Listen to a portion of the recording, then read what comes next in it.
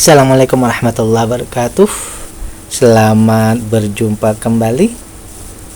Semoga kita semua dalam keadaan sehat walafiat. Hari ini tanggal 28 Desember 2024 jam 2.43 siang ya.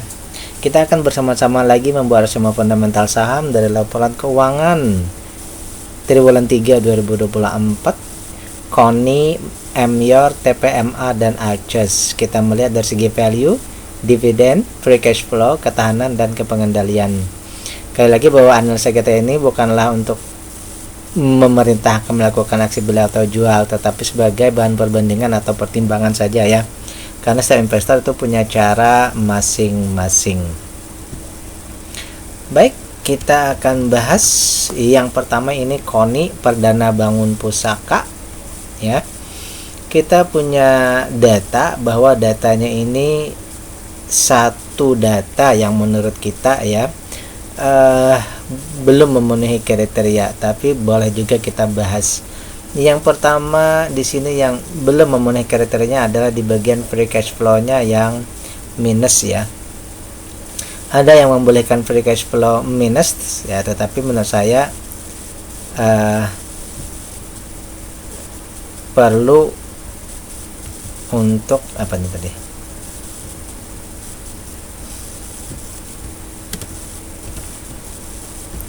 Mempertimbangkan juga tentang free cash flow tersebut. Baik, kita akan bahas. Yang pertama dari segi nilai buku ada peningkatan, kemudian dari segi keuntungan ada peningkatan. Jadi di sini valuasinya meningkat ya. Dari segi harga juga meningkat ya. Ini aset lancarnya, coba kita cek dulu aset lancarnya ya. Oke, aset lancarnya ini 4.400%. Banyak sekali aset lancarnya ya. Mungkin ini perlu cek lebih jauh lagi. Kemudian dari segi hutang ini aman, masyarakat penahannya 21%, dan yang ada di bursa pun hanya 65%. Di sini pengendali juga istilahnya bisa saja juga untuk trading ya. Baik, sekarang kita cek dari segi keuntungan bersih dulu ya. Triwulan 2 ini 12%, triwulan 3 ini 13%. Berarti dia dalam kategori untungnya untung moderat ya. Kemudian dari segi harga sekarang dibandingkan nilai bukunya ya, ini sudah hampir 2 kali lipat ya. Berarti di sini keuntungan bersihnya dibandingkan dengan nilai bukunya itu sudah 2,88 kali ya. Jadi di sini termasuk sudah jauh di atas ya. Untuk maksimal beli juga sudah di atas juga ya. Maksimalnya kan 621, sekarang sudah 1.300-an. Jadi untuk valuasi ini termasuk mahal ya. Plus perusahaan juga belum membagikan dividen ya. Ini valuasinya mahal dan belum didukung oleh dividen. Untuk free cash flow tadi ya minus ya. Kemudian untuk lain-lainnya aset lancar dan lainnya tidak masalah tadi ya. Semuanya oke. Jadi kita sampai kepada opini saya pribadi tentang perusahaan ini, berarti ya di sini dari segi IPS sudah oke. Berarti permasalahannya di sini harga ya. Berarti menunggu, karena dia stalwart, tentu saja kita akan menunggu harganya turun. Bukan hanya ke wajar, tapi juga kita menunggu dia turun sampai ke valuasi murah ya. Untuk dividen belum kita bahas ya. Tapi secara perusahaan ini oke tadi ya. Kecuali untuk free cash flow-nya. Jadi di sini harga free cash flow di triwulan 4 kita akan cek lagi nanti dua data, yaitu harganya turun dan free cash flow-nya jadi plus. Itu penting ya. Selanjutnya kita akan membahas saham konsumer, yaitu Mayora Indah, TBK atau MYOR ya. Di sini juga satu data. Kalau menurut saya pribadi ada yang perlu concern kita, bahwa mereka di triwulan ini ada penurunan ya, dari semula free cash flow-nya 5 sekarang menjadi min 92 atau setara 12%. Jadi di sini free cash flow-nya minus untuk triwulan 3 ini ya. Baik, kita bahas per bidang. Untuk book value ini terjadi dari triwulan 1 ya, terjadi penurunan namun sedikit meningkat di triwulan 3 ya. Kemudian untuk keuntungan bersih juga naik lalu turun jauh dari triwulan 1. Untuk valuasi ini fluktuatif tapi cenderung ke menurun ya. Jadi gini, fluktuatif dan cenderung ke menurun. Untuk harga di sini fluktuatif cenderung naik ya, harganya yang naik, valuasinya menurun. Untuk aset lancar ini juga menurun ya. Hutang ini meningkat, bahkan di sini 90% ya. Jadi di sini bahwa simpulannya untuk valuasi fluktuatif cenderung menurun, ketahanan perusahaan juga cenderung menurun ya, seperti itu ya. Kemudian dari segi rasio triwulan 2 untungnya 22%, triwulan 1 22%, triwulan 2 23%, triwulan 3 20%. Berarti di sini dia masih dalam kategori untungnya masih termasuk dalam perusahaan yang bertumbuh kembang ya, fast grower, jadi berkembangnya cepat perusahaannya ya. Untuk PBV-nya ya, ini sudah di 3,5 ya. Jadi ini sudah tidak masuk dalam kriteria kita ya, dalam artian bahwa ini untuk rumusan dasar tidak bisa. Untuk maksimal beli juga sudah di atas, yaitu 76% di atas dari harganya ya. Harusnya maksimal 1.400-an, sekarang sudah di 2.500 ya.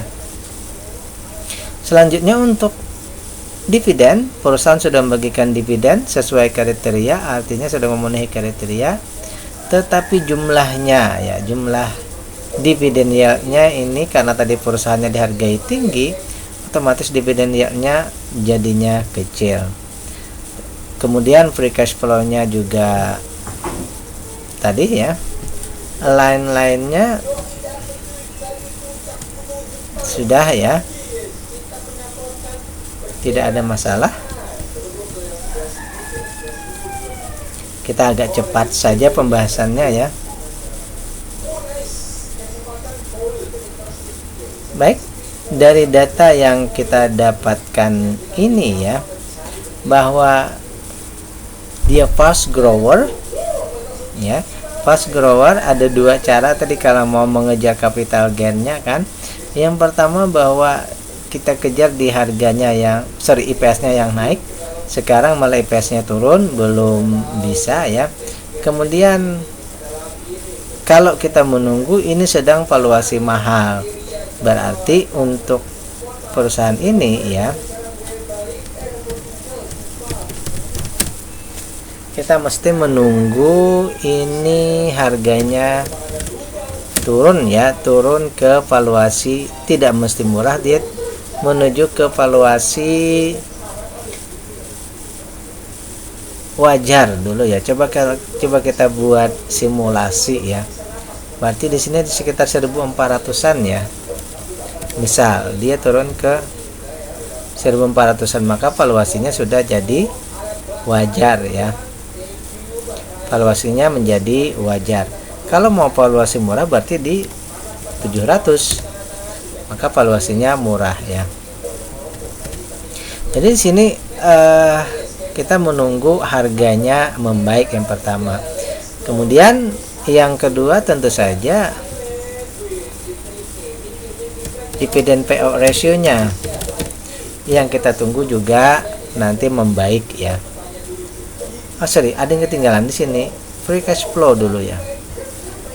free cash flow-nya ini yang penting tadi, yang data awal tadi bahwa free cash flow-nya minus. Mungkin ini ekses atau akibat dari hal-hal lainnya yang ada di atas sehingga dia ada pengaruhnya ke free cash flow. Jadi 3 hal yang kita tunggu untuk ke depan. Yang pertama, free cash flow-nya supaya membaik. Yang kedua, baru ke valuasinya dengan artian harga turun ke wajar minimal ya. Terakhir, dividennya supaya nanti lebih besar lagi. Tapi dividen payout ratio-nya sudah oke. Kalaupun dia, kita hapus saja ya. Kalau nanti harganya turun ya, tentu saja nanti dividennya akan membaik ya. Jadi seperti itu pembahasan kita yang pertama. Jadi secara umum untuk Mayora ini, kalau menurut saya pribadi untuk triwulan 3 ini dulu ya, mungkin belum saat yang tepat untuk misalnya kita masuk ya, mungkin. Baik, selanjutnya kita akan membahas yang ketiga, TPMA, Transpower Marine. Juga kita punya satu data yang menurut kita perlu dicermati lebih jauh, yaitu bahwa free cash flow-nya yang minus di triwulan 3 ya, dari Rp52 menjadi minus 37 atau setara dengan min 6,86%. Untuk nilai buku, untuk nilai perusahaan ini peningkatan, modalnya meningkat, keuntungan bersihnya meningkat, berarti perusahaan ini valuasinya meningkat, harga juga meningkat, aset lancar ini berkurang, utang bertambah. Jadi untuk valuasi ini meningkat tapi ketahanan perusahaan menurun ya. Jadi seperti itu bayangannya, valuasinya meningkat tapi ketahanan perusahaannya menurun. Dan itu mungkin saja tadi akhirnya imbasnya bahwa free cash flow-nya jauh menurun di sini ya. Dari 52 ke min 37 itu 50 sekitar 80-an ya, hampir Rp90 penurunannya ya. Baik, yang pertama dari segi keuntungan, perusahaan yang pertama untung 21% triwulan 2, triwulan 3 untung 19%. Dia termasuk fast grower berarti ya. Meski menurun tetapi keuntungannya masih dalam kriteria untung besar. Kemudian dari segi dari segi harga 700 dibanding 535 memang sudah di atas, tapi dia termasuk dalam kategori PBP 3 ya, PBP 1,3, masih dalam area ya, masih dalam rentang yang bagus sebenarnya ya, meskipun tidak beggar ya. Kemudian kalau kita beli sekarang juga ini termasuk dalam valuasi yang murah. Artinya mungkin pembelian kita seperti ini, bahwa kalau kita beli sekarang ya, kalau kita beli di detik ya, atau hari ini ya, kita dapat diskon 33%.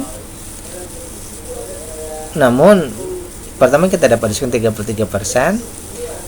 Kemudian untuk maksimal target kita di PBP 2,5 kita masih punya rentang hampir beggar 91% ya. Jadi beli sekarang kita dapat diskon 33% dan ada potensi untuk beggar di 2,5. Dan perusahaan ini adalah perusahaan yang fast grower ya. Kemudian perusahaan sudah membagikan dividen juga dan nilainya besar, sangat mendukung ya, ini sangat mendukung. Perusahaannya yang fast grower, valuasinya murah ya. Kemudian dia potensinya memang tidak sampai beggar, tetapi dividennya sudah besar ya. Hanya saja tadi bahwa free cash flow-nya yang minus ya. Untuk hutang tidak ada masalah ya. Jadi opini akhir kita untuk perusahaan ini ya, opini akhir kita untuk perusahaan ini adalah bahwa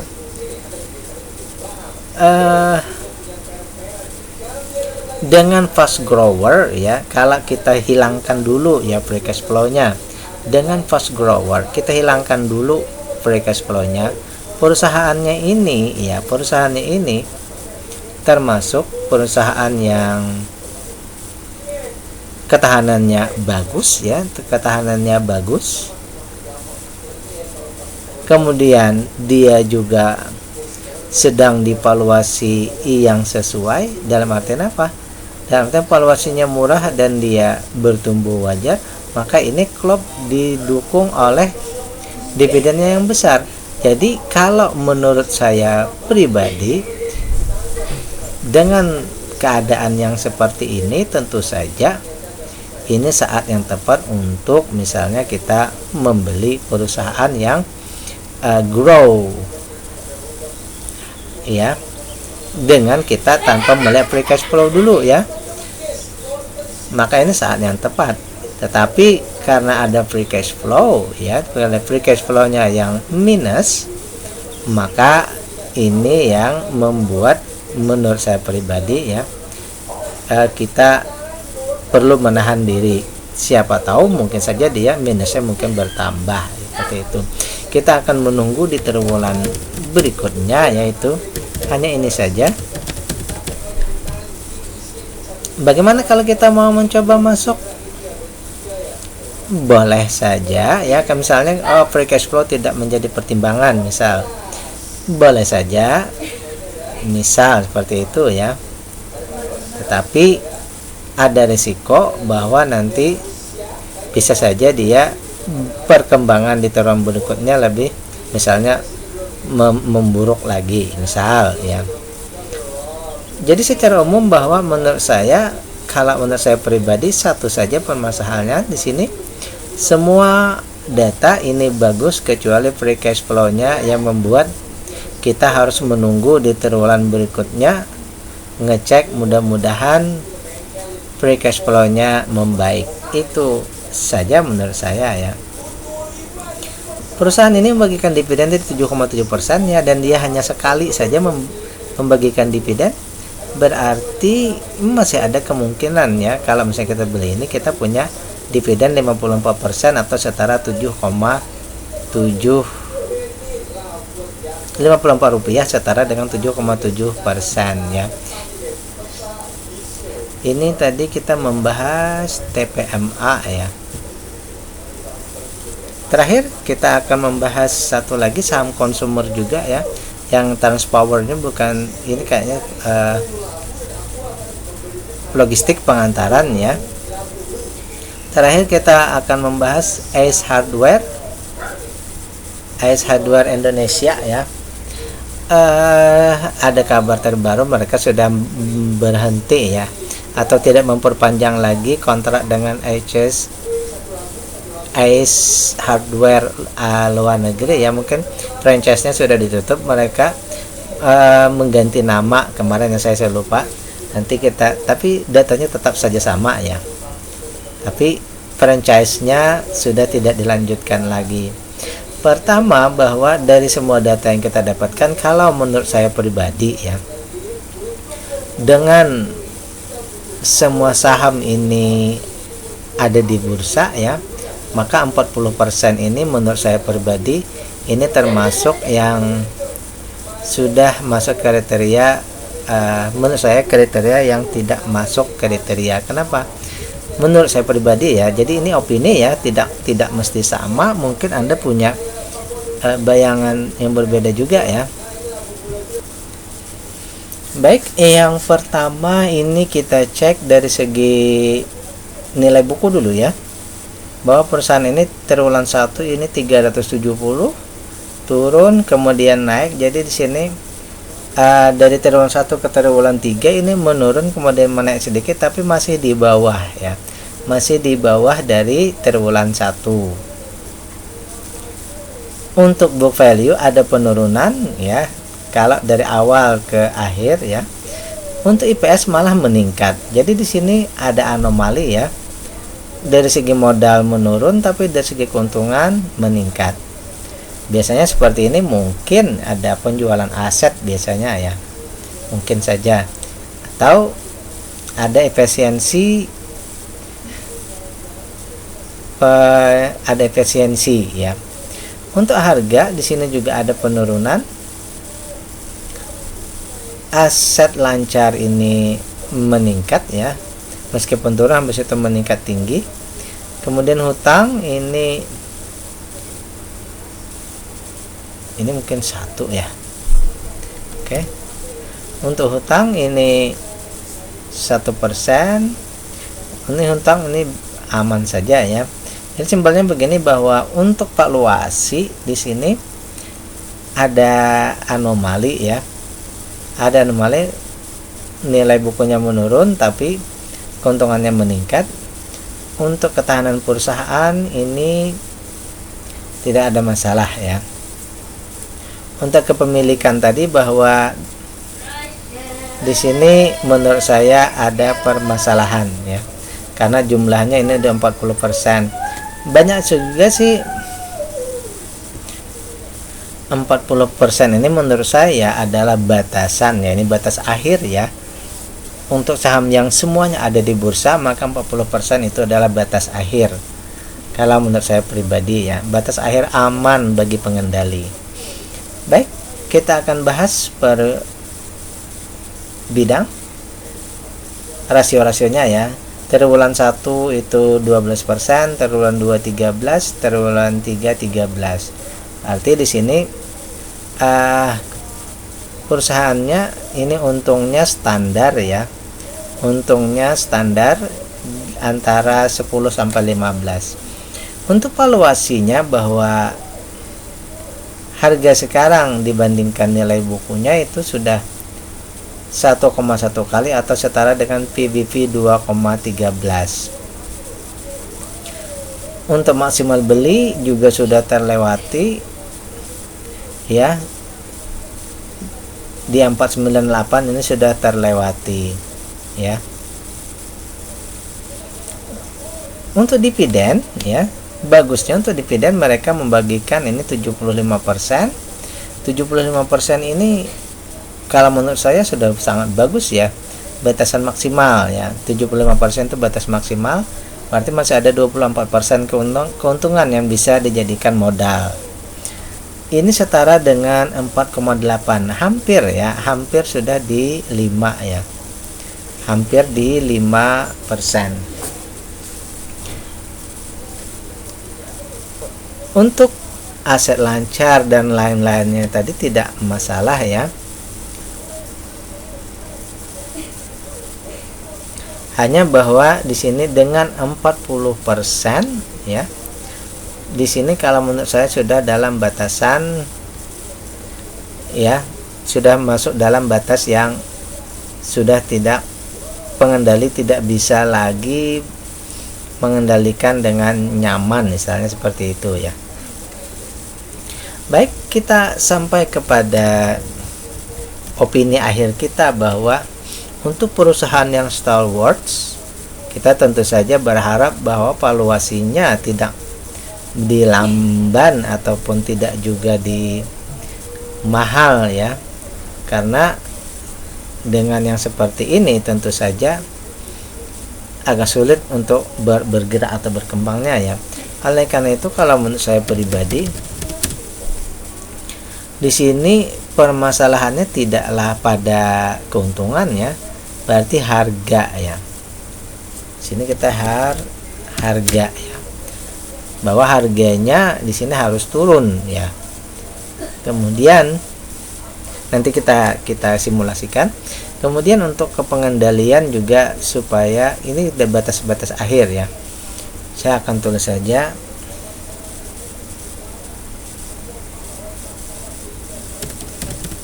seperti ini ya.